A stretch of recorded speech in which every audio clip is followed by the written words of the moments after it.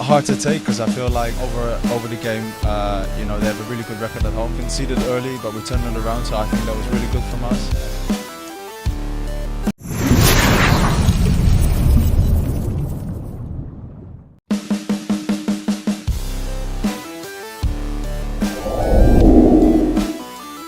Nyali timnas Cina langsung ciut.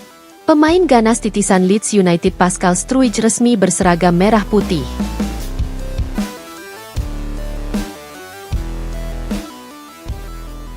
Pemain ganas titisan Leeds United Pascal Struijk resmi berseragam merah putih.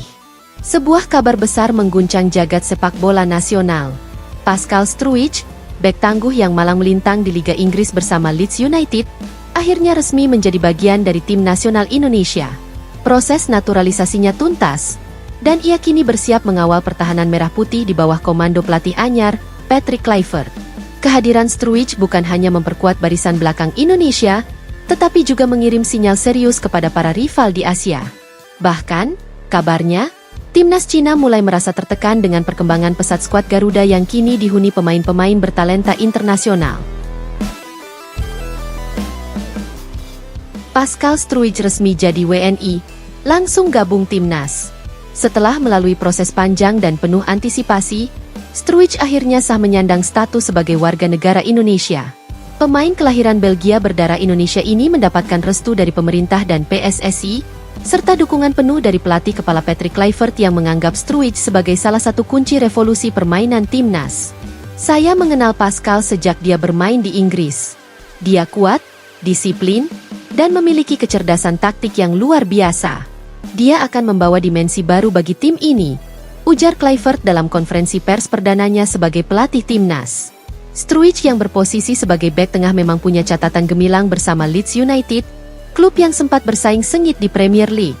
Dengan tinggi badan 190 cm dan gaya main agresif non-elegan, ia dikenal sebagai tembok hidup yang sulit ditembus lawan. Cina was-was. Lawan bukan lagi Garuda lama. Sejak pengumuman resmi bergabungnya Struijk, reaksi keras langsung muncul dari media dan pengamat sepak bola Asia, termasuk dari Tiongkok.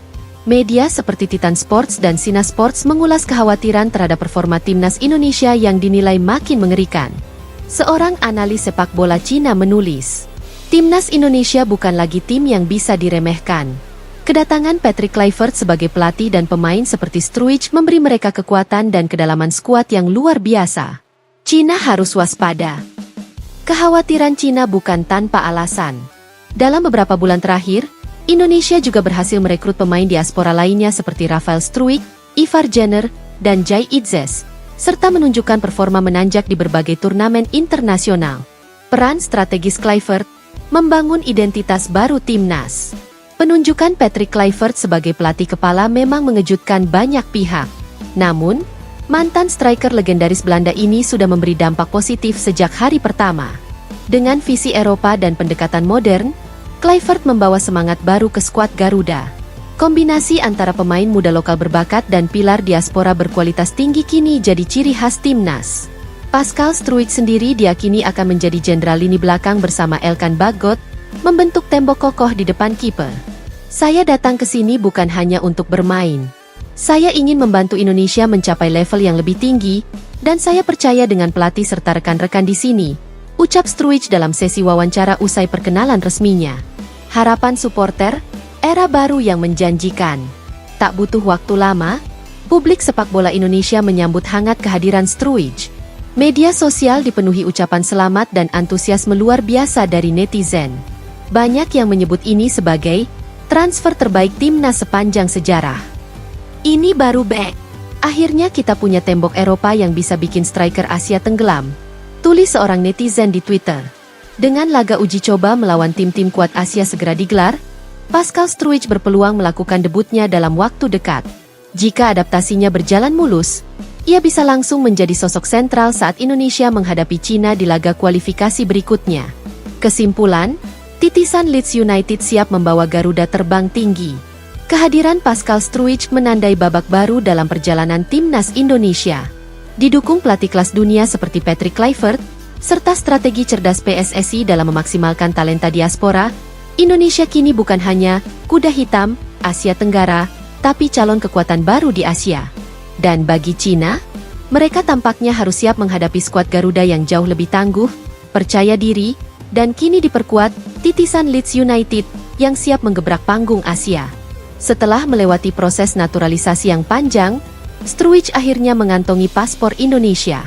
Proses ini dipercepat atas permintaan pelatih kepala Shin Tae-yong yang memang mengincar bek tangguh untuk memperkokoh lini belakang timnas jelang kualifikasi Piala Dunia dan Piala Asia mendatang.